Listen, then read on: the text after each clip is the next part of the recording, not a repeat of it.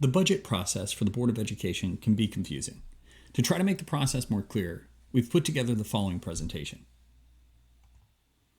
The annual process of building a budget is one of the Board of Education's most important responsibilities. The Easton Board of Education generally starts the process in December with a discussion about fixed costs associated with various contracts and healthcare. Then, over the course of the next several months, the board meets regularly, always in public session, to review, discuss, and take feedback before finalizing the budget in April. A big part of the contracts and healthcare discussion in December is for the board and the public to understand existing obligations.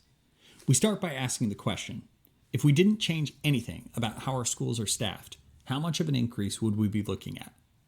These increases come from contracts the board has already agreed to, and they're an important part of the process because employee salary and benefits account for a majority of the budget each year. Additionally, December is when we look at any financial obligations connected to food services, transportation, or any other important contracts. And we start looking at forecasts and recommendations related to healthcare costs for the year ahead. After a review of contracts in healthcare, we look at positions and programs recommended by building administrators and leaders in central office. This can include additions, restorations, and reductions in staffing, as well as budget requests for specialized equipment, professional development, or stipends that are necessary to run a program. For the 2021-2022 school year, the board reviewed requests for the addition of a fourth grade teacher, the restoration of the media specialist, PE paraprofessional, and an extracurricular program at Helen Keller Middle School, and the addition of a .5 for a social worker at HKMS to bring that role up to a full-time position. In addition, the board met jointly with the Reading and Region 9 school boards to review the addition of a shared director of digital learning in central office. As we move into February, the board works to put a cohesive picture together. We review in detail all elements of the budget and work with building administrators and leaders in central office to balance fiscal responsibility with the needs of our students.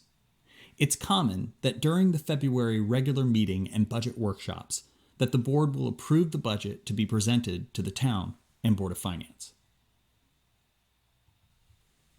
In March, the board chair, superintendent, and director of finance and operations present the budget to the town and the Board of Finance. During the presentations, there's an opportunity for questions and feedback, and most years, the Board of Finance will ask the Board of Education back for a second round of questions and feedback. During the conclusion of that meeting, generally the Board of Finance will approve some or all of the Board of Education request. If the amount approved by the Board of Finance is less than the amount requested by the Board of Education, the Board of Education meets again in April to reconcile the difference. This process can be particularly difficult and can include reducing positions and programs.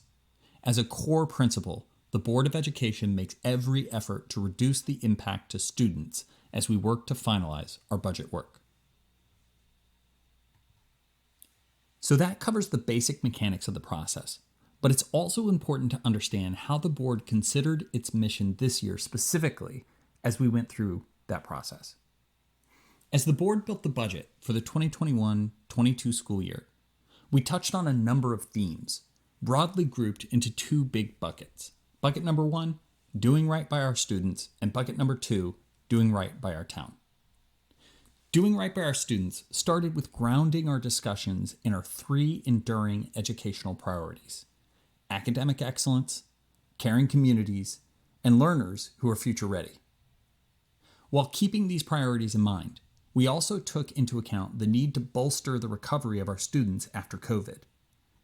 This included conversations about social-emotional support, academic support, and more. Putting all of this together, we advocated for the creation and/or restoration of a set of important positions and programs.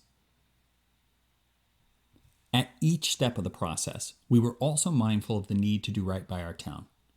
We started our discussions with an invitation to the chair of the Board of Finance to help Board of Education members and the public understand the financial stability of the town. We also focused on strategic questions early in the budget process, with the goal of having all of the near-term investments in our schools help move us closer to our strategic targets. This approach helps create stability for students and citizens by reducing dramatic shifts to our budget and our educational programs from year to year.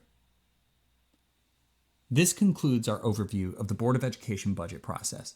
To learn more and to view our calendar of meetings, please visit the Easton Board of Education website at er9.org.